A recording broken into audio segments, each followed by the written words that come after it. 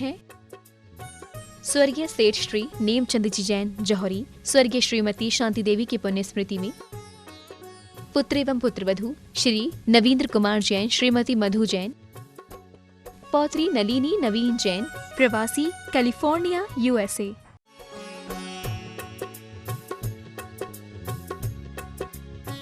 स्वरूप को याद कर परम पूज्य गुरुदेव मुनि पुंगव सुधासागर जी महाराज ने 2855 वर्ष पूर्व की घटना को जीवंत रूप देने का आशीर्वाद तपोदय तीर्थ कमेटी बिजोलिया को दिया है। महानुभाव, यह अभूतपूर्व ऐतिहासिक अवसर है। इस संपूर्ण रथ यात्रा का जिम्मा तपोदय तीर्थ बिजोलिया कमेटी यहाँ से विराट भव्य अभूतपूर्व शोभा यात्रा के रूप में आप सबके समक्ष प्रस्तुत कर रही है। परम पूज्य गुरुदेव ने कल जिज्ञासा समाधान में जैसा कि कहा था, ये लगभग 2855 वर्ष बाद पहला अवसर होगा जब भगवान पार्श्वनाथ स्वामी का समोशरण श्री तपोदय तीर्थ बिजोलिया से चमलेश्वर तीर्थ की ओर भव्य भगवान जिनेन्द्र देव की रथ यात्रा गगन बिहारी प्रभु के साथ ही रथ सत इंद्रों से पूजित भगवान जिनेन्द्र देव के अनेक रथ होंगे। उस रथ यात्रा में 100 इंद्रों को विविध रथों पर, बग्गियों पर इंद्र के रूप में विराजित कर भगवान की आराधना 100 इंद्रों के साथ करते हुए यह भव्य ऐतिहासिक रथ यात्रा आगे बढ़ेगी, जो विभिन्न नगरों से, विभिन्न ग्रामों से होते हुए प्रातः काल के सत्र में, मध्याह्न काल के सत्र में भ्रमण करते हुए, बढ़ते हुए चमलेश्वर तीर्थ की ओर बढ़ेगी।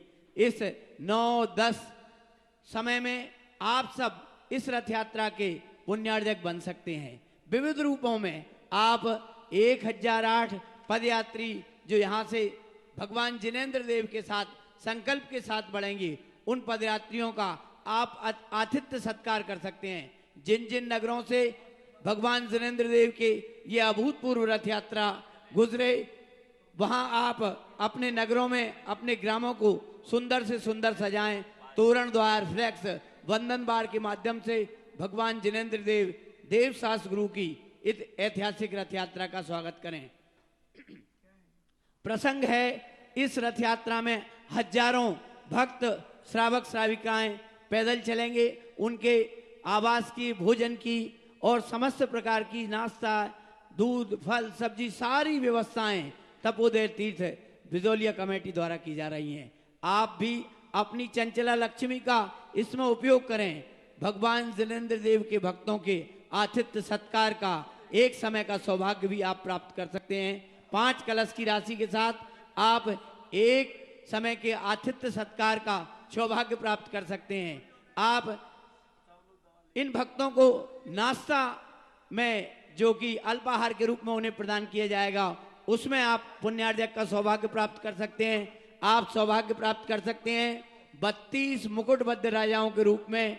आप 51,000 रुपए की राशि के साथ आप 32 मुकुटबद्ध राजा बनकर इस ऐतिहासिक महान विराट रथ यात्रा गगन बिहारी भगवान पार्श्वनाथ स्वामी के भव्य समूशरण के साथ आप भी प्रस्थान कर सकते हैं। मंडलेश्वर, महामंडलेश्वर के रूप में भी आप इस रथ यात्रा का सौभाग्य प्राप्त कर सकते हैं।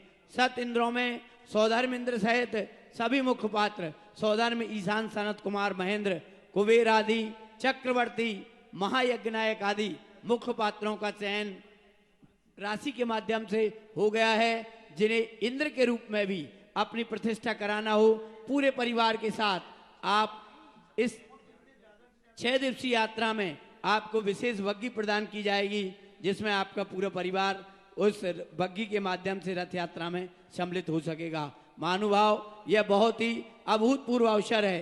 देश भर से, दुनिया भर से भक्त आकर इस भगवान पार्श्वनाथ स्वामी के समोशरण विहार में शामिल हो सकते हैं। आपके आवास, भोजन की समुचित व्यवस्था तपोदय तीर्थ क्षेत्र कमेटी द्वारा व्यवस्थित रूप से बनाई जा रही है।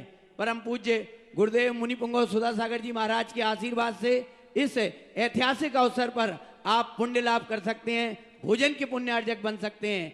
आप इंद्र के रूप में अपनी सेवाएं सौभाग्य ले सकते हैं, आप सौभाग्य ले सकते हैं, नाश्ता के पुण्यार्जक बन सकते हैं।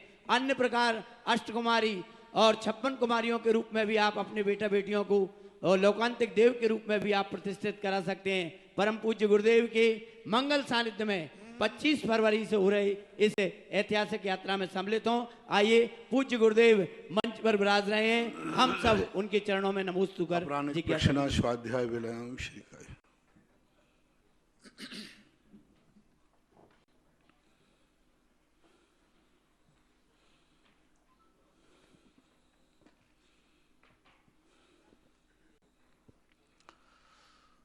नमो अरिहंताणं नमो सिद्धाणं नमो आयर्याणं नमो वज्रायाणं नमो लोये शव्यशाहूणं।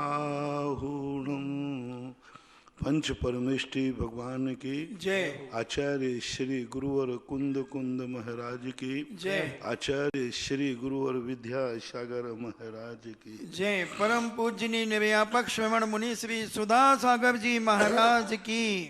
श्री गंभीर सागर जी महाराज की जय। जिज्ञासा पवन वंदना जैन सतना से पूछती हैं, नमोस्तु भगवान, आहारक पुतला दर्शनाथ नंदीसो दीप जा सकता है क्या? नहीं जा सकता। ढाई दीप के अंदर ही उसका संचरण होता है, ढाई दीप के बाहर उसका किसी भी प्रकार से गति नहीं है, इसलिए ढाई दीप के अंदर ही को मानना चाहिए। अजित जैन कोटा से पूछते हैं, नमोस्तु महाराज जी, विग्रह गति में कार्बण का योग के क्या क्या कार्य हो सकते हैं? कल बता दिया था इसको, कल प्रश्न आया था। नविता जैन महावीर नगर कोटा, नमोस्तु मुनिश्री, विग्रह गति में आत्मा बिना शरीर के कैसे गमन करता होगा? 14 राजू की यात्रा एक समय 2 समय में कैसे तय करता होगा? यह प्रश्न भी 2 दिन पहले आया था, समाधान किया था। अतिशय जैन महावीर नगर कोटा, कल हम विग्रह गति के बारे में पढ़ रहे थे, सवाल आया कि मानिए विग्रह गति में जीव जा रहा है, बीच रास्ते में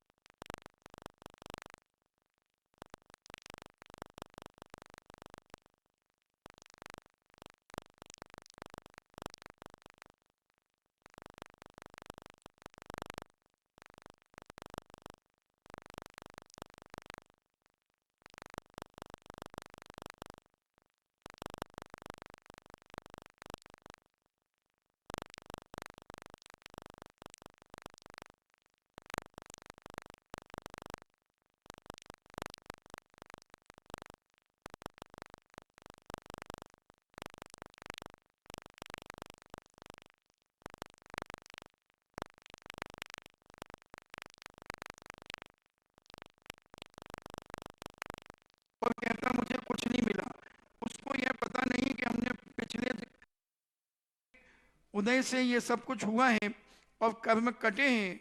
धर्म से व्यक्ति को कैसे जोड़े? व्यक्ति धर्म को जो है एक साधन मान रहा है, अपनी सुविधाओं को, अपने दुख दूर करने के लिए, अपने तो जब व्यक्ति धर्म को साधन मान लेता है, वह कभी भी इस धर्म से संतुष्ट हो नहीं सकता, क्योंकि इच्छाएं उसकी पूरी होगी नहीं, और धर्म को साधन मान लिया है, धर्म उसकी इच्छाएं पूरी कर नहीं सकेगा। धर्म से हमें कुछ प्राप्त नहीं करना है, धर्म को प्राप्त करना है। अंतर समझना, धर्म से हमें कुछ प्राप्त नहीं करना। धर्म से हम जब प्राप्त करेंगे तो हम कहीं ना कहीं नास्तिक हो जाएंगे। धर्म को प्राप्त करना है। धर्म साध्य है, साधन नहीं, और धर्म को हमें साधना है। तो बहुत अच्छा मंत्र दे रहा हूँ, धर्म से हमें कुछ प्राप्त नहीं करना, धर्म को प्राप्त करना है। तो फिर व्यक्ति छोटा सा भी व्रत करेगा और उसको कहेगा नहीं, मुझे धर्म ने बहुत कुछ दिया, मैं धर्म को पा गया। छोटा सा भी व्रत करेगा, एक 14 का भी व्रत करेगा, एक छोटा सा भी नियम ले लेगा, लेकिन वो आनंद से भर जाएगा, क्योंकि वो धर्म को पाना चाहता है। प्राण देकर भी पाना चाहता है, सब कुछ खोकर पाना चाहता है। मर करके पाना चाहता है। यदि दृष्टि ये बन जाए कि मुझे धर्म से नहीं चाहिए, धर्म को चाहिए, यानी धर्म को हम प्राप्त करेंगे, तो व्यक्ति जिसको प्राप्त करना चाहता है उसके लिए मर जाता है, कुछ भी करने को तैयार है। और थोड़ा सा भी वो मिल जाता है तो व्यक्ति कहता है नहीं, मुझे कुछ मिल गया है। अतृप्त वो लोग हैं जो सब कुछ पाकर के भी कभी ये नहीं कहते कि हाँ हमने धर्म से बहुत मिला, धर्म से बहुत मिला। जो धर्म से चाहते हैं, धर्म को साधन बनाते हैं, दुनिया को कितना ही कुछ करना, हमेशा एक ही कहता है। सबसे बड़ा उदाहरण है, जब तुम मियाँ बीवी दोनों लड़ते हो तो पुरुष अपनी पत्नी से झगड़े में कहता है तेरे बाप ने कौन सी जन्नत दे दी। मैं सही बोला है? बोलो ना, थोड़ा हेल्प करो ना। कौन सी जन्नत दे दी? अरे जन्नत क्या, कलेजे का टुकड़ा दे दिया मूर्ख। लेकिन बोलते ही हो, कितने ही देते, सब बोलते। कई बार तो बेटे बाप से बोल देते तुमने मुझे पैदा कर दिया, कौन से महल बना दिए, कौन से महल बना दिए। तो ये संसार का भिखमंगा ऐसा है, संसारी प्राणी जिसको कितना भी कुछ दे दो ये हमेशा एक ही कहता है क्या दिया, कुछ नहीं दिया। इसलिए धर्म से हमें नहीं चाहिए, हमें धर्म को चाहिए, यानी धर्म को प्राप्त करना है। धर्म साध्य है, साधन नहीं। विद्या जैन बड़ा गांव धसान से पूछती हैं, नमोस्तु गुरुदेव, प्रतीन्द्र पद पर विराजित सीता जी के जीव ने जब श्री राम मुनिराज को ध्यान से डिगाने का प्रयास किया, तब उपसर्ग किया, तब उन्हें कौन से पाप का बंध हुआ होगा? तो एक अंतरंग परिणाम था, उनका द्वेष भाव नहीं था, एक प्रेम भाव, राग भाव। उनको धर्म से भ्रष्ट करने का भाव नहीं था, एक राग भाव था कि साथ अगले भाव में हम साथ मोक्ष जाएंगे। सिद्धार्थ जैन थोड़ा बहुत बंद तो हुआ, लेकिन ऐसा कोई विशेष नहीं। सिद्धार्थ जैन कानपुर से पूछते हैं, नमोस्तु गुरुदेव, कोरोना काल में नित्य देव दर्शन पूजन आदि का नियम होने के पश्चात हम नहीं कर पाए, तो उसका हमें क्या प्रायश्चित करना चाहिए? सबसे बड़ा प्रायश्चित यही है कि तुम उसको तुरंत जितने जल्दी हो सके फिर से शुरू कर दो, तेजी के साथ शुरू कर दो। मैंने कहा था बहुत बड़ी परीक्षा ली है भगवान ने, प्रकृति ने तुम्हारी, कि देखता हूं कोरोना काल में वैसे तो तुम आ रहे थे, ठीक है, नियम ले लिया था तो आ रहे थे, प्रेरणा से आ रहे थे, लोभ से आ रहे थे। अब कोरोना काल में तुम्हें भगवान का पूजन अभिषेक नहीं मिला तो तुम्हारा आकर्षण बढ़ा है कि घटा है? किसी व्यक्ति को तुम्हारी देखने की तलब हो और नहीं देखने को मिले और अनायास मिल जाए तो कैसे टूट पड़ते हो? किसी चीज को आप चाहते थे वो नहीं मिल रही और अनायास मिल जाए तो ये होती है। इसी प्रकार से आपको 8-9 महीने भगवान का अभिषेक पूजन नहीं मिला तो अब ऐसे टूटना चाहिए, ऐसे टूटना चाहिए जैसे जन्म जन्म से तुम्हें देखने को नहीं मिला हो। एकदम बंदरों में ऐसे टूटो और भगवान से बार बार, हे भगवान, तो परीक्षा में पास हो गए कि तुम पहले जो अभिषेक करते थे वो अंतरात्मा से करते थे और या फिर करते थे 9 महीने में अभ्यास छूट गया। इसका अर्थ तुम भूल गए, यानी तुम लगन नहीं थी, तुम्हारी मजबूरी में कर रहे थे। और जो व्यक्ति कोरोना छूटते एकदम मंदिर को दौड़ रहे हैं, अभिषेक पूजन में ज्यों की तो रुचि ले रहे हैं, ये व्यक्तियों का पुण्य जिंदगी भर में जितना पुण्य किया होगा उतना पुण्य आज तुम कमा सकते हो, क्योंकि तुमने कहा भगवान मैं नियम भूला नहीं हूं, प्रतिदिन तेरी याद आती थी। तो क्या सबूत है तेरी याद आती? देखा ना भगवान, 9 महीने के बाद भी मैं तुरंत दूसरे दिन ही, जिस दिन मौका मिला उसी दिन हमारे हाथ में अभिषेक का लोटा आ गया, उसी दिन से मैंने पूजा शुरू कर दी, आपका दर्शन शुरू कर दिया। मुझे ऐसा भाव है कि जो व्यक्ति कोरोना काल में अपने धर्म के पूरे नियम ज्यों के त्यों शुरू कर देंगे, उनकी जिंदगी में दोबारा कभी लॉकडाउन की जी नौबत आएगी ही नहीं, क्योंकि उनके लिए परीक्षा हो गई, उनकी पास हो गई। और जो लोग ये बैठे अब महाराज जी आदत छूट गई, अब तो 9 महीने में वैसे ही, जब 9 महीने बिना भगवान के चल सकते हैं तो जिंदगी में चलने में क्या बाधा है? अब 9 महीने चला लिया तो अब क्या बाधा है? एक व्यक्ति ने आलू का त्याग था, 1 गिलास खाने में आ गया, अरे मेरा तो आलू का त्याग था।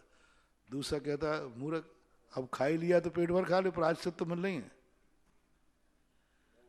अब देखना अंतर, देखना प्रायश्चित तो 1 आलू का मिलेगा क्या, इसलिए अब खा ही ले जी भर करके।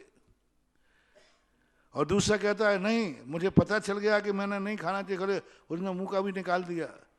सच्चा त्याग किसका है? मुंह में निकाल दिया, याद आ गया, अरे मेरे तो त्याग था, नहीं खाना।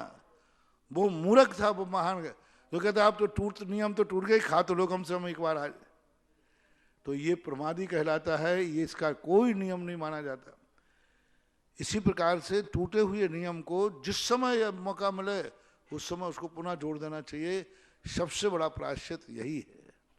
चेतन कुमार जैन नोएडा से पूछते हैं, नमोस्तु गुरुदेव, मैंने आपकी प्रेरणा से द्रव्य संग्रह और जिन जिन के ये नियम थे, अभिषेक पूजन के वृत्ति थे, नियम थे, उनके लिए यदि आप लोगों ने प्रश्न किया है तो एक और बड़ा आपके प्रायश्चित के लिए वास्तविकता, सब लोगों को जिन जिन के नियम थे अभिषेक पूजन के, नहीं जा पाए वृत्ति, उन सब के लिए 3 विधानों में से एक विधान आपको करना है।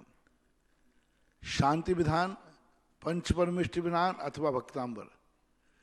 ये विधान आपको इस सारे भारत के जिन जिन लोगों को बिना मंदिर का खाना पड़ा, बिना अभिषेक पूजन के खाना पड़ा, उन सब के लिए है कम से कम एक शांति विधान जरूर आप और आपका परिवार मिलकर के प्रायश्चित में कर लेवे। यही सबसे बड़ा प्रायश्चित उसका हो जाएगा। चेतन कुमार जैन नोएडा से पूछते हैं, नमोस्तु महाराज जी। 2-2 4-4 लोग मिलके भी कर सकते हो, 5 लोग मिलकर के, भाई अपन 5 के नियम टूट गए। प्रायश्चित में शांति विधान करना कि ये प्रायश्चित के लिए है, जो मेरे पाप कर्म का उदय आया, इन पाप कर्मों का शमन हो, द्वारा ऐसा कभी दुर्दिन न देखना पड़े। इसके लिए सारे भारत के लिए आज प्रायश्चित में जिनके नियम टूटे हैं उनको शांति विधान करने का प्रायश्चित दिया जाता है। आपकी प्रेरणा से बृहद द्रव्य संग्रह का स्वाध्याय प्रारंभ किया था, मगर उसमें अनेक प्रकार के व्यवहार निश्चय आदि की जो बातें हैं, द्रव्याधिग्नय, पर्याप्तिग्नय आदि, शुद्ध निश्चय अशुद्ध, इसके बारे में हम समझना चाहते हैं महाराज जी। क्या समझना चाहते हो? इनकी परिभाषाएं क्या हैं? आपको एक चीज बोलिए, उसमें तो बहुत सारी, पूरे द्रव्य संग्रह क्या समझाओ? शुद्ध निश्चय अशुद्ध निश्चय क्या है? शुद्ध निश्चय कहलाता है आत्मा के वह स्वाभाविक परिणमन जिनका आत्मा से तादात्म्य संबंध रहता है, और जो आत्मा का तादात्म्य संबंध है वो पर निरपेक्ष यानी निमित्त प्रधानी भावना होकर वो शुद्ध निश्चय आत्मा का विषय बनता है। यानी उसमें किसी भी प्रकार का निमित्त नैमित्तिक संबंध नहीं होते। अशुद्ध निश्चय वो कहलाता है कार्य तो आत्मा में होता है लेकिन निमित्त मिलने पर, जैसे राग द्वेषादि भाव, राग द्वेषादि भाव, ये सब अशुद्ध निश्चय से हैं। द्रव्य संग्रह में एक गाथा आई, स्पष्ट रूप से उन्होंने कहा, मग्गण गुण ठाणे ही 14 हवंति तह अशुद्ध नया विन्ने या संसारी शब्दे शुद्धाहु शुद्ध नया। कितनी बढ़िया सरल बने। मग्गण गुण ठाणे ही 14 मार्गणा गुणस्थान, ये सब अशुद्ध निश्चय से आत्मा के हैं, क्योंकि ये कर्म के अधीन है। जो कर्म के अधीन परिणाम हैं वे सब अशुद्ध निश्चय के हैं, आत्मा के हैं। और जो कर्म के अधीन नहीं है, सभ्य शुद्धाहु शुद्ध नया, और वे जितने आत्मा के चेतन परिणाम हैं वे सब शुद्ध निश्चय से हैं, राग द्वेष रहित, जो वीत राग भाव। सद्भूत असद्भूत, सद्भूत असद्भूत वो कहलाते हैं जो एक ही वस्तु में स्वभाव की अपेक्षा भेद करते हैं, गुण गुणी में भेद, ये सद्भूत भेदस्तु व्यवहार। और असद्भूत वो कहलाते हैं स्पष्ट पर वस्तु है, ये किताब मेरी है, सबको मालूम है कि किताब आत्मा हमसे अलग है, लेकिन ये किताब मेरी है, ये असद्भूत व्यवहार न है। असद्भूत व्यवहार न से ये मेरी है, पृथक है, असद यानी मेरी नहीं है, फिर भी व्यवहार चलाने के लिए मेरी किताब, मेरी पिछी, मेरा कमंडल, मेरा कपड़ा, मेरा मकान, मेरे परिवार, ये सब असद्भूत। स्पष्ट रूप से पृथक पदार्थों में मेरेपन का आरोप करना ये असद्भूत व्यवहार है। जो पृथक देखने में नहीं आ रहे हैं फिर भी ज्ञान के माध्यम से उनमें भेद करना, मेरा ज्ञान, मेरा दर्शन, मेरे परिणाम, पर्याय पर्यायी, ये सद्भूत व्यवहार। सद यानी है, मेरा ही है, फिर भी अपने आप में अलग करना, मेरा कहते हमने दो कर दिए ना, मेरा ज्ञान और आत्मा में क्या अंतर है। तो ऐसे तादात्म्य संबंध को संबंध मान करके दो अभेद वस्तुओं में भेद करना सद्भूत व्यवहार है, और दो पृथक वस्तुओं में अभेद करना असद्भूत व्यवहार है। द्रव्यार्थनिक और पर्यायर्थनिक क्या है? द्रव्यार्थिक का अर्थ होता है द्रव्य ही प्रयोजन है, यानी वस्तु जो शाश्वत, अविनाशी, त्रिकालिक है, वह द्रव्यार्थिक न्याय। पर्याय जो उस द्रव्यार्थिक न्याय में निमित्त पा करके जो प्रकट हुआ है वो है पर्यायर्थिक। थोड़ा सा समझने के लिए एक दीपक है, दीपक है, बाती है, घी है, सबसे भरा हुए का नाम दीपक है, इसका नाम द्रव्यार्थिक न्याय। लेकिन जैसे दीपक जल के ज्योति जली, वो ज्योति जो है पर्यायार्थिक न्याय है, क्योंकि वो थी नहीं, प्रकट है। द्रव्यार्थिक न्याय उस सत्ता को पकड़ता है जो कल भी था, आज भी है और कल भी रहेगा, कहीं खत्म होने वाला नहीं है, शाश्वत प्रभायमान है। घड़ा का मिट्टी से घड़ा बन गया, घड़े से सकोरा बन गया, सकोरे से खप्पड़ बन गया, लेकिन मिट्टी बराबर ज्यों की त्यों चल रही है। तो त्रिकाली सत्ता को स्वीकार करने वाला द्रव्यार्थिक न्याय है, और जो तात्कालिक है घड़े को, माटी पहले भी थी, गारे में भी थी, घड़े में भी है, और घड़ा फोड़ दिया तब भी मट्टी ज्यों की त्यों, मट्टी का घड़ा। तो ये तो हुआ द्रव्यार्थिक। पर्यायार्थिक न्याय घड़ा अकेला, पहले घड़ा नहीं था, आगे घड़ा नहीं रहेगा, फूट गया, जो घड़ा है वो पर्यायार्थिक न्याय है, ऐसा मानना चाहिए। महाराज जी, चार्वाक, सांख्य, भट्ट आदि जो दर्शन है, इनको हम किस ग्रंथ से समझें, किस ग्रंथ को पढ़ें जिसमें हमें इसका ज्ञान हो? विचारधारा भिन्न होती है। ये जो मंत्र होते हैं इनकी वैचारिक धारा, ये एक को पकड़ लेते हैं, एक वस्तु को, वस्तु नित्य है, वस्तु अनित्य है, ईश्वर कर्तृत्ववादी है, आदि आदि। तो एक दृष्टिकोण को जो पकड़ लेते हैं उनसे मत खड़े हो जाते हैं। मत कोई बाहर से नहीं आता, उसी में से किसी एक पक्ष पे हट कर लेता है, नहीं ऐसा ही होना चाहिए, बस वहां से फूट डल जाती है, ऐसा माना। नहीं, इसे किस ग्रंथ में और हम विशेष पढ़ सकते हैं? इन ग्रंथों को पढ़ने के लिए आपको दर्शन ग्रंथ पढ़ना पड़ेगा। सबसे पहले आप इनके लिए जैन सिद्धांत प्रवेशिका का प्रथम अध्याय पढ़ें। प्रथम अध्याय पढ़ने के बाद इसके लिए सब न्याय दीपिका, न्याय दीपिका को आप पढ़ें, तो न्याय दीपिका में आपको समझ में आ जाएगा कि ये दर्शन क्या है। सबसे प्रारंभ में न्याय दीपिका है। राजीव जैन, अमरपाटन से, नमोस्तु महाराज जी। प्रत्येक मनुष्य को अपना स्वभाव अच्छा ही लगता है, इस स्थिति में वास्तव में हमारा स्वभाव अच्छा है या नहीं, ये हम कैसे जाने, इसका निर्णय कैसे करें? अपने को और अपनों से निर्णय कराया जाता है। हमारा कृत हमने अभी 2-3 दिन प्रोचर इसी पे दिए थे। हम अच्छे हैं, हमने अच्छा किया है कि नहीं, इसका निर्णय देखो। कहीं उस करने के बाद तुम्हें भय तो नहीं लग रहा है, डर तो नहीं लग रहा है? जो कार्य तुमने किया है, इस कार्य को करने के बाद आपको किसका डर लग रहा है? किसका डर लग रहा है? माँ बाप का? हाँ, बुरा कार्य। गुरु का? बुरा कार्य। जो तुम्हारे हितैषी हैं, जो तुम्हारे पूज्य हैं, जो तुम्हारा सदा हित कर रहे हैं, उनका डर लग रहा है तुम्हें इस कार्य करने में, समझ लेना सबसे बड़ा पाप है।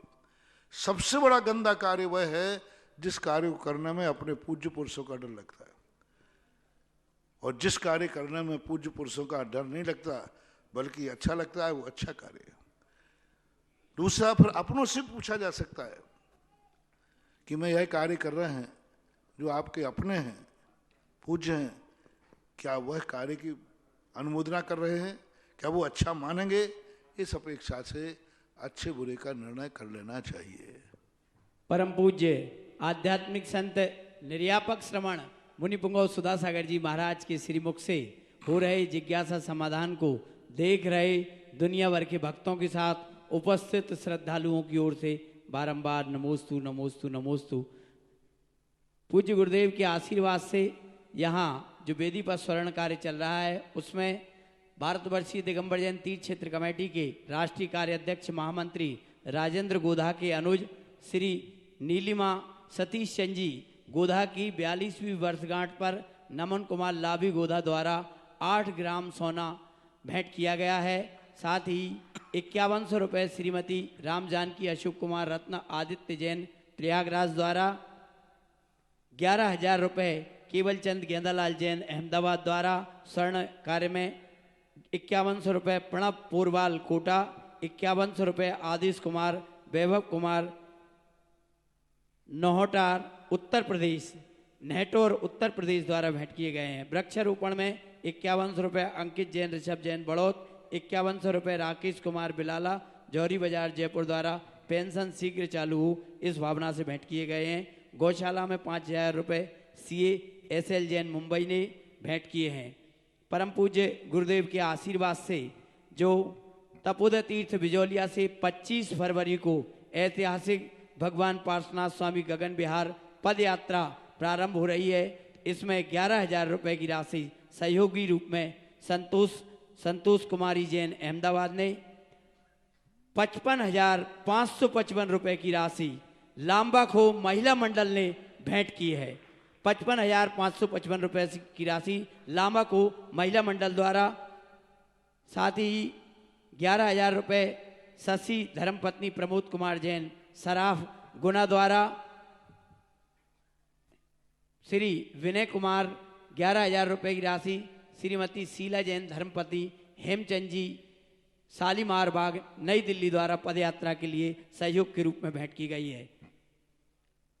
श्री तपोदय तीर्थ में चल रहे विधान के लिए एक नाम अपनी शादी की वर्षगांठ पर प्रदीप कुमारी चंद्र जैन लोहाड़िया ने दिया है, जिनकी कल वर्ष शादी की सालगिरह है। आपने एक सोने की अंगूठी भी इस अवसर पर भेंट की है व 5100 रुपये इस गगन बिहारी पद यात्रा में भी आपने नोट कराए हैं। प्रथम जिज्ञासा चंदना जी लोहाड़िया रामगंज मंडी रखें और तैयार रहेंगे श्री सुनील जैन महामंत्री शीलोदय तीर्थ क्षेत्र कमेटी बूंदी, शीघ्रता करें। महाराज श्री के श्री चरणों में रामगंज मंडी समाज की ओर से कोटि कोटि नमन।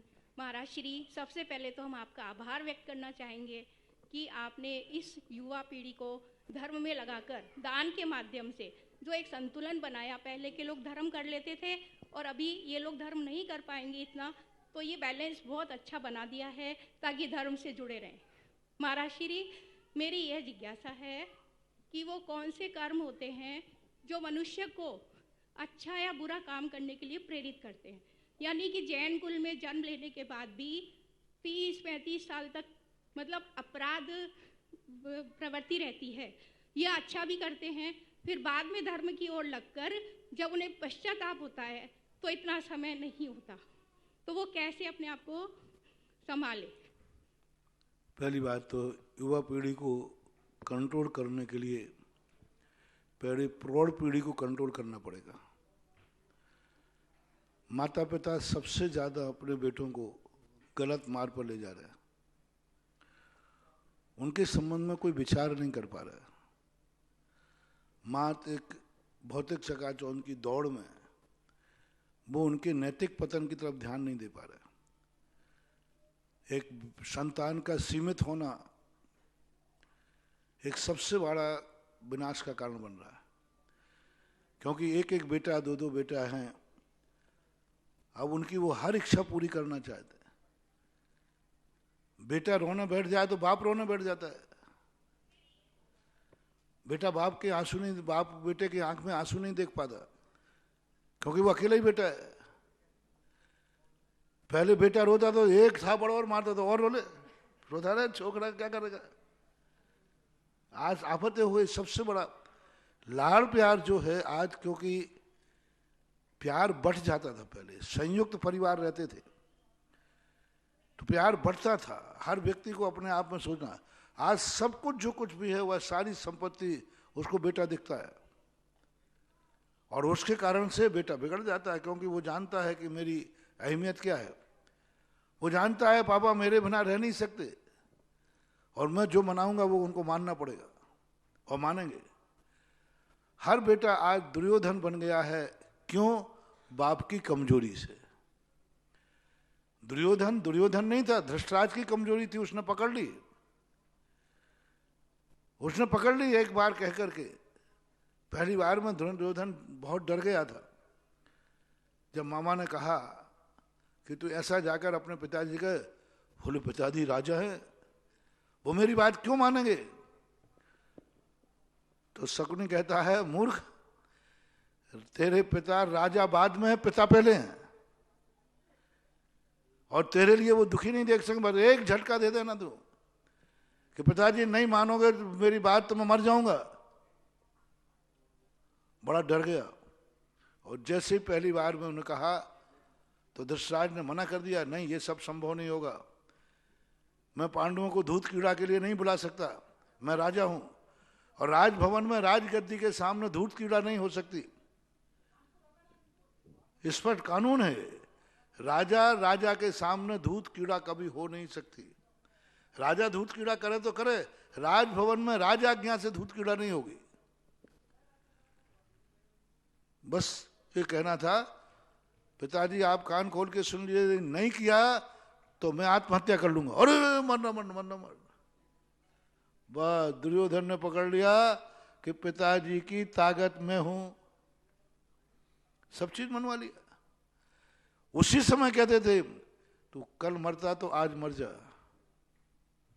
मैं राजा हूं, कानून का उल्लंघन नहीं कर सकता, तेरे लिए रास्ता खुला है मरने का। मैं कानून का उल्लंघन नहीं कर सकता, मैं राजगद्दी का उल्लंघन नहीं कर सकता। ये राजगद्दी मालूम किसकी है? कुरुवंश की राजगद्दी है। ताश्री सामने है, गुरु द्रोणाचार्य सामने है, इनके सामने नहीं हो सकता है। एक फटकार समय लगा देता, दुर्योधन जिंदगी में दोबारा आवाज नहीं रख पाता। इसलिए आज के जो बेटे हैं, माँ बाप की कमजोरी है, बहुत बड़ी कमजोरी है। बेटों के हाथ में है माँ बाप की नस, तभी तो बेटा बिटिया जाकर के ऐसे ऐसे अनर्थ कर लेते हैं, और आप उनकी मंजूरी देते हो। आज के बेटा बिटिया देखो किसी से भी शादी कर लेते, और वे दोनों कहते एक दूसरे, तेरे पापा मान जाएंगे? अरे 100 बार मानेंगे पापा, जाएंगे कहाँ, अकेला हूं मैं।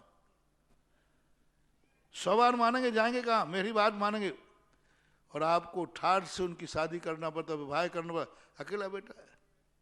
और पहले ऐसा करते थे, घर से बाहर निकल जाओ, मैं तेरी शादी करने वाला नहीं हूं, तू निकल जाए क्या फर्क पड़ता है, 5 और हैं, 5 में से 1 कम हो जाएगा, और क्या होगा। तुरंत निकाल देते थे, कोई हिम्मत नहीं करता था। इसलिए अब ऐसी समस्याएं बन रही हैं जिनमें हम कितने उपदेश दें, मैं भी सब फिर भी देने का प्रयास करता हूं उपदेश के, कि लोग सुधर जाएं, बात अच्छी समझें, करें।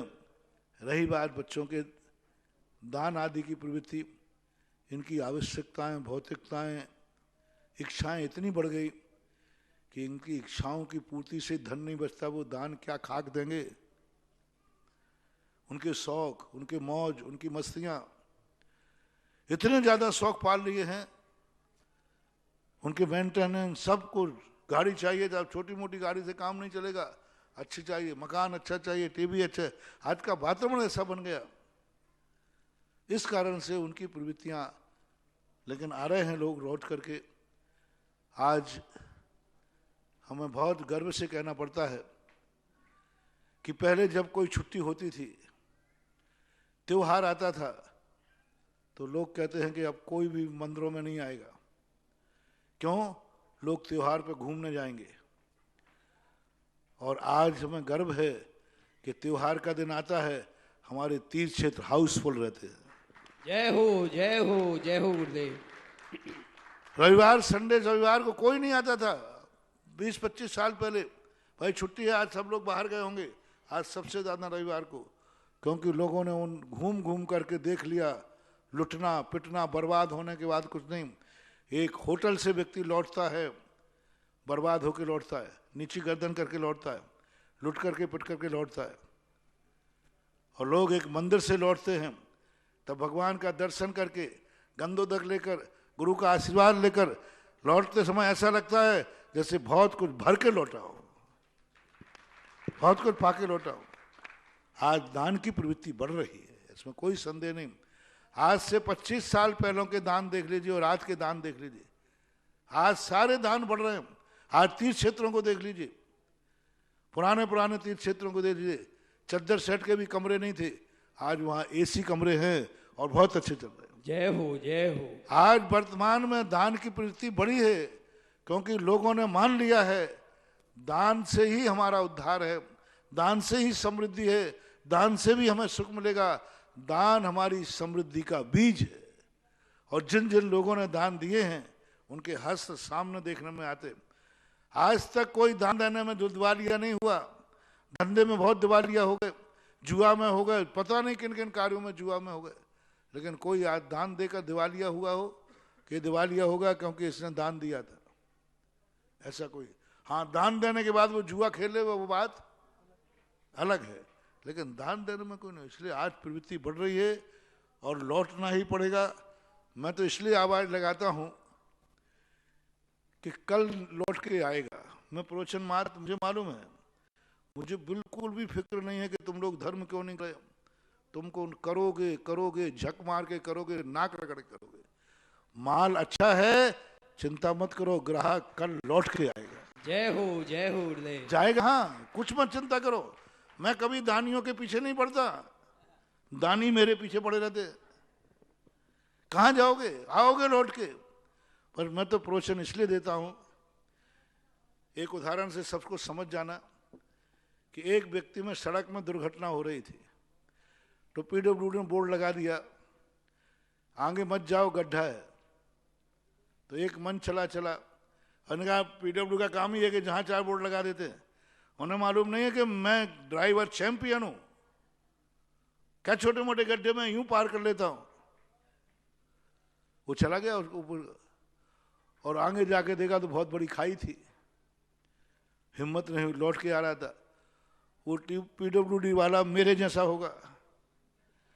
तो इधर तो लिखा था सावधान आगे मत जाइए गड्ढा है, और पीछे बोर्ड पर लिखा था जब वो लौट रहा था, अब आइए कल ठिकाना।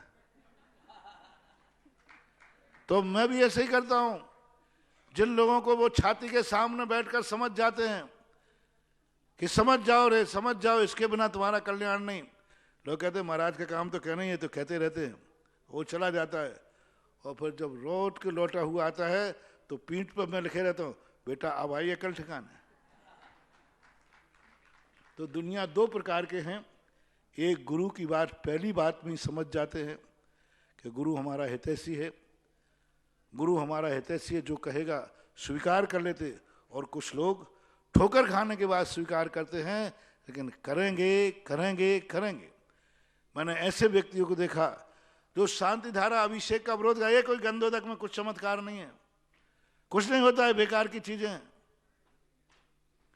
इसी कोरोना टाइम में मैं जानता था जिसने मेरे सामने बुराई की थी, और वो 1,11,000 की शांति धारा कराने का। मैंने पागल है, 1 लाख पानी में जाएंगे तेरे, इसमें क्या रखा है, ये तो पानी आई हो। बोले महाराज जी बचा लो, नहीं तो मर बचा लो, मर जाऊंगा मैं। अब बहुत बुरी स्थिति है। और एक ही मात्र विश्वास है, मैंने कहा ये क्या रखा है इस पानी में, यहां ढालोगे, 1,11,000 दे रहा है, तू पागल है। बोले महाराज पागल तो मैं पहले था, मौत ने मुझे धर्म दिखा दिया। मौत के सामने मुझे आप और आपकी शांति धारा दिख रही है, अन्यथा मैं मर जाऊंगा। मैंने 2-3 मिनट तो फैंसी ड्रेस की।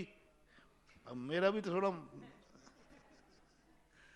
बाद में, आज वो जिंदगी भर का अभिषेक करके नियम ले लिया है उसने।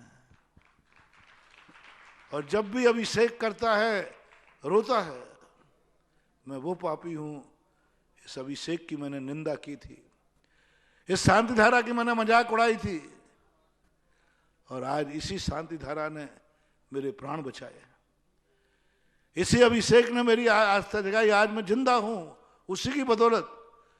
आज वो एक ही कहता, महाराज जब भी कलश उठाता हूं मेरे पाप के आंसू बह लगा दें, क्योंकि मैंने बहुत बुराई की थी। थोड़े पुण्य का उदय होता है ना, तब व्यक्ति नीचे देख के नहीं चलता। दौलत होती ना, दौलत, पूज्य गुरुदेव हमेशा कहा थे दौलत के दो रूप है। दौलत दो लातें मारती है, जब आती है तो छाती में लात मारती तो व्यक्ति यूं हो जाता है, और जब जाती है तो कमर में लात मारती थी ऐसी। आते समय छाती में लात और जाते समय कमर में लात, ये दो लातें खाते हैं जो लोग, वे दौलत के कारण से ऐसी हालत हो जाती है। और जो कहते हैं नहीं, हमारे शास्त्रों में हमारे गुरु ने जो कहा है वह करना है, तो इसलिए अपनी अगली जिज्ञासा रखेंगे सुनील जैन, महामंत्री सूर्योदय तीर्थ, और तैयार रहेंगे महेंद्र जैन, प्रांत अध्यक्ष बगीरबाल जैन समाज। हमारे आराध्य गुरुदेव के चरणों में सिलोदय तीर्थ क्षेत्र कमेटी की तरफ से त्रिबार नमोस्तु नमोस्तु नमोस्तु गुरुदेव। कोरोना काल की वजह से गुरुदेव हम लोगों के उत्साह में कुछ कमी आई है। जिन दान दातारों ने जो राशियां बोली के माध्यम से बोली में ली थी, उनमें से कुछ ने दी, कुछ ने कम दी, और जो पैसा पहले प्राप्त हुआ था वो ज़मीन खरीदने व नींव में खर्च हो गया।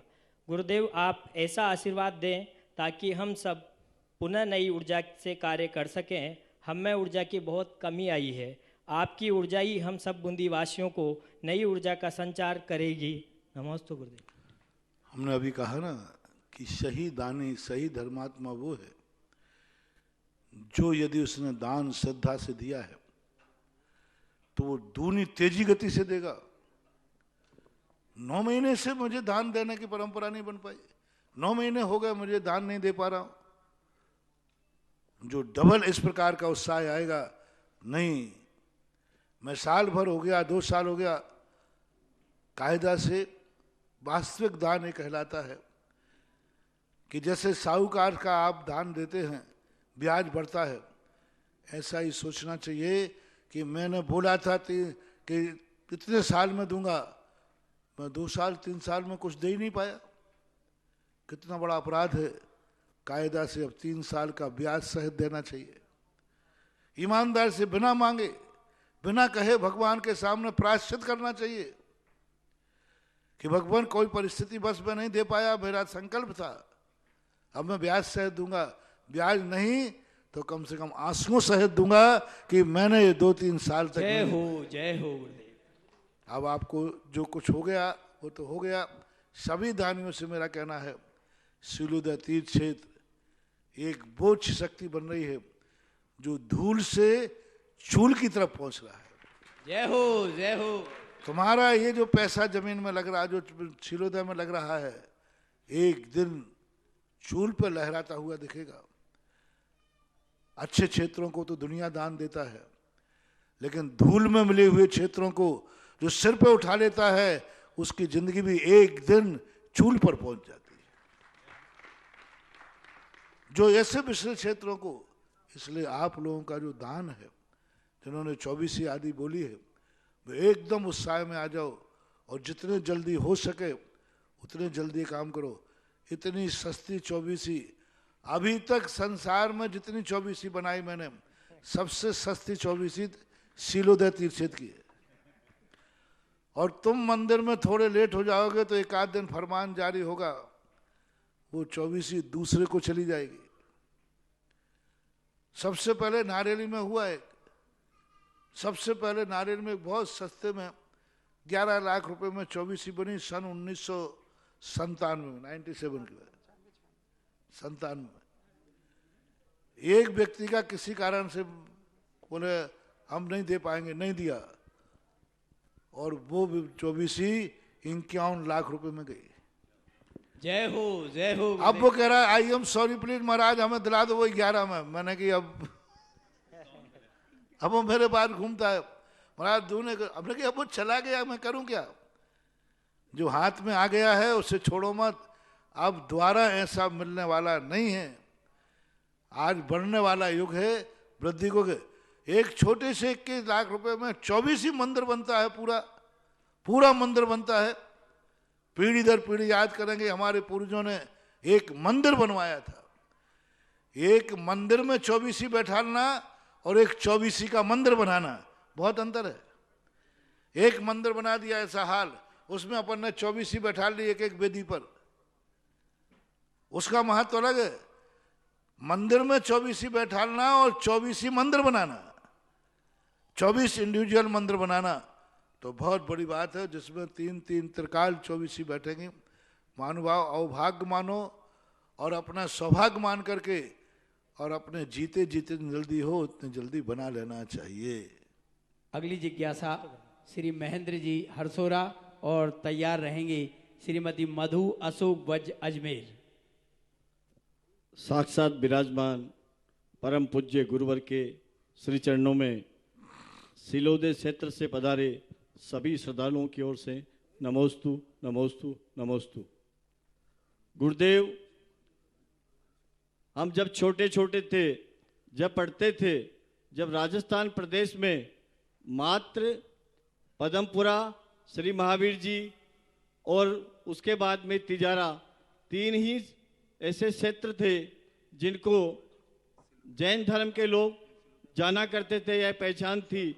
जब से इस प्रदेश में आपके पैर पड़े, निश्चित रूप से कई ऐसे क्षेत्र, उसमें चांदखेड़ी, कोटा, सांगानेर, नारौली और बिजोलिया का तो अभी जो समय निकला है उसमें कायाकल्प हो गया। तो ये प्रदेश पहले जैन धर्म के हिसाब से, जैन तीर्थ क्षेत्रों के हिसाब से एक सूखा प्रदेश माना जाता था, और आपके श्री चरण जब से इस प्रदेश में पड़े, जगह जगह जैन धर्म की संस्कृति और जैन तीर्थ क्षेत्रों का एक बहुत नया स्वरूप देखने को मिल रहा है। ऐसे ही चरण आज के 2 वर्ष पूर्व आपके श्री चरण, जैसा कि अभी आपके मुखारबिंद से सुना कि सिलोदे क्षेत्र जो कि निश्चित रूप से जहाँ पे मिट्टी उड़ती थी, धूल उड़ती थी और जिसकी कल्पना भी नहीं की जा सकती थी, आपका सानिध्य, आपकी प्रेरणा सिलोदे क्षेत्र को मिली और आज वहाँ पर कई देश से यात्री, आपके भक्तजन पधार रहे हैं और वो क्षेत्र बहुत जो अल्प समय में बहुत गति ले चुका है। और निश्चित रूप से सिलोदे क्षेत्र के लोग ये आशीर्वाद, विशेष आशीर्वाद आपका मिले, ऐसी आशा करता है और मार्गदर्शन चाहता है। समय सबको बहुत बहुत आशीर्वाद।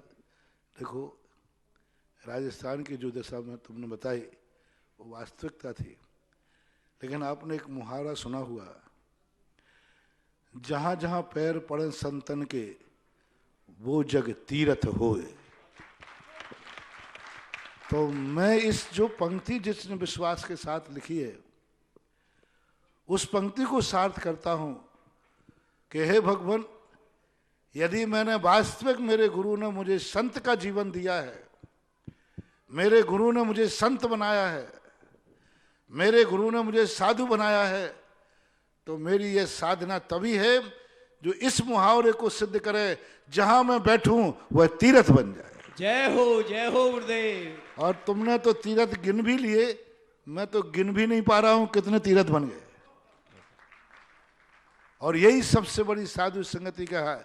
आज राजस्थान के उधर लोग चले जाते थे, वहां तिजारा, महावीर जो आपने बताया, आज पूरे राजस्थान के लोग तीर्थ यात्रा का रूट बनाते। बहुत बड़ी चीज है और साधु की संगति का यही लाभ सदा मिलना चाहिए। यही बात शास्त्रों में जो लिखा है उसी को तो चरितार्थ कर रहा हूं, करना चाहिए। अब सिलोदे तीर्थ क्षेत्र बाबू सब लोग मिलकर के जितने जल्दी ऊपर उठा लेंगे उतने ही तुम हमारे लिए एक नाम और जुड़वा दोगे कि महाराज सिलोदे भी पधारे थे। जय हो गुरुदेव, जय हो गुरुदेव, जय। और ये धूल को भी तीर्थ बनाया था, बनाना चाहिए। अपन सब चले जाएंगे, अपनी उम्र सीमित है, लेकिन जो अपन कर जाते हैं उसकी उम्र असीम है।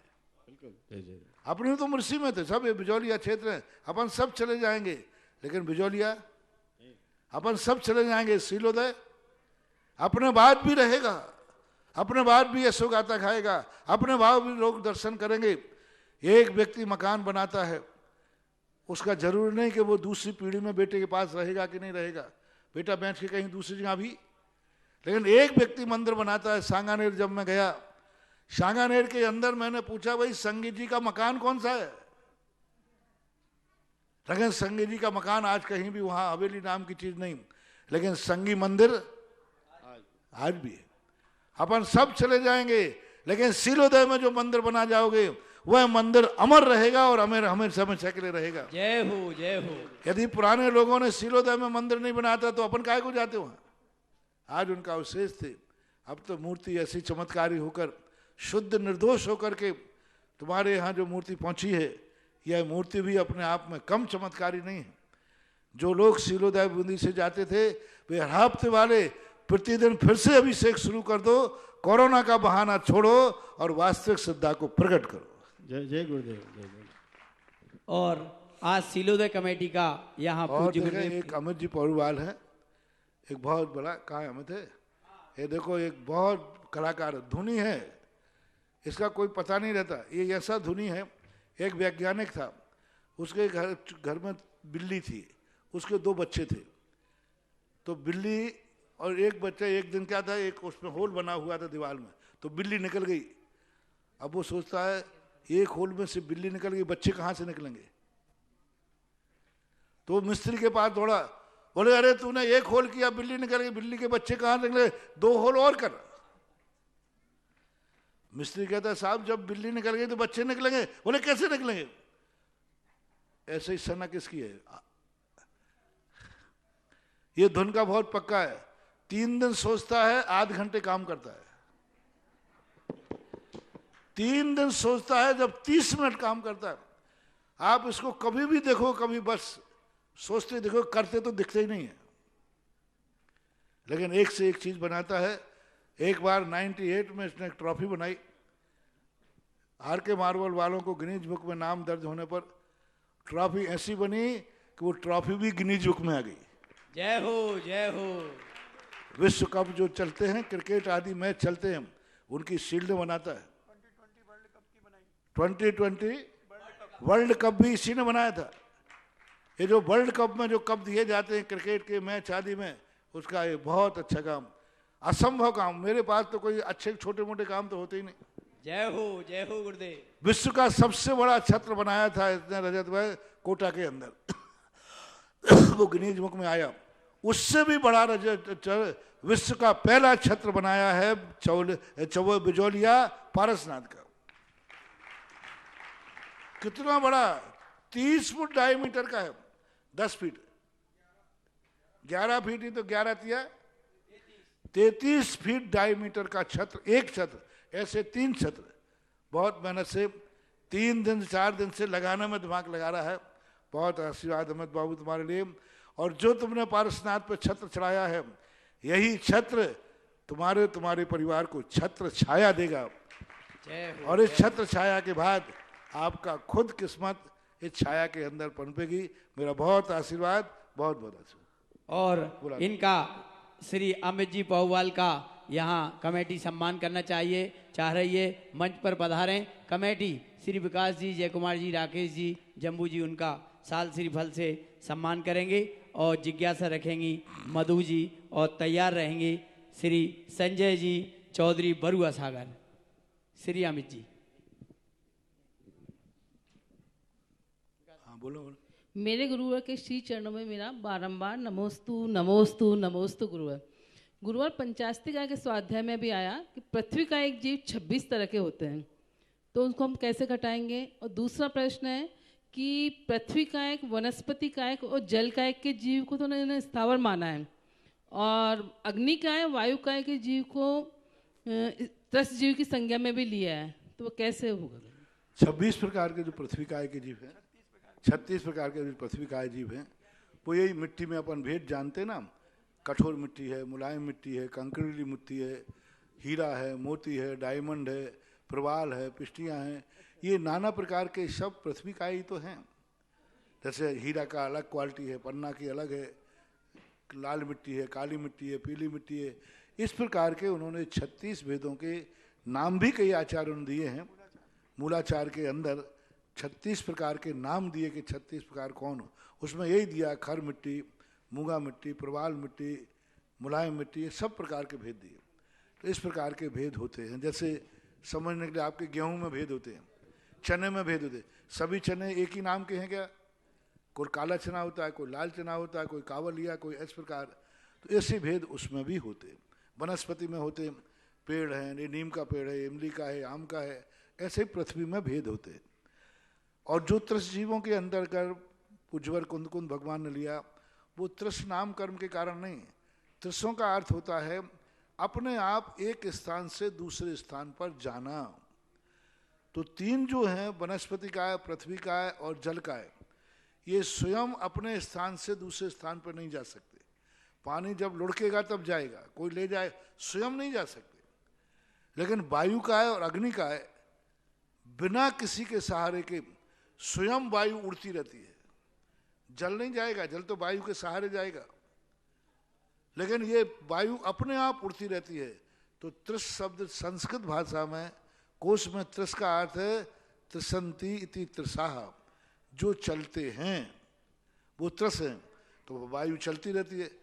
अग्नि काय को इसलिए कहा कि अग्नि काय जलाते अपन यहाँ है, लेकिन उसकी लौ ऊपर उठ जाती है, अपने आप चल रही है।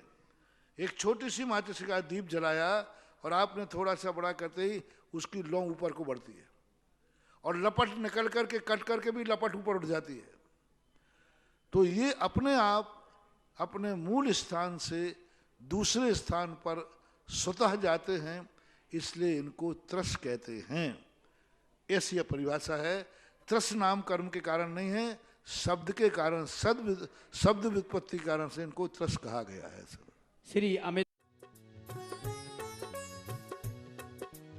इस कार्यक्रम के पुण्यार्चक थे स्वर्गीय सेठ श्री नेमचंद जी जैन जौहरी, स्वर्गीय श्रीमती शांति देवी की पुण्य स्मृति में पुत्र एवं पुत्रवधू श्री नवींद्र कुमार जैन, श्रीमती मधु जैन, पौत्री नलिनी नवीन जैन, प्रवासी कैलिफोर्निया USA।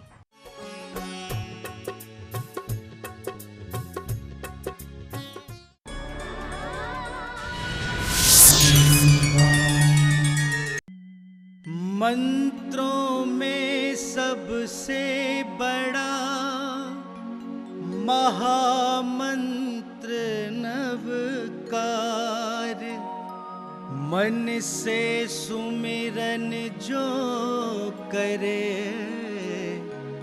होवे भव से पार।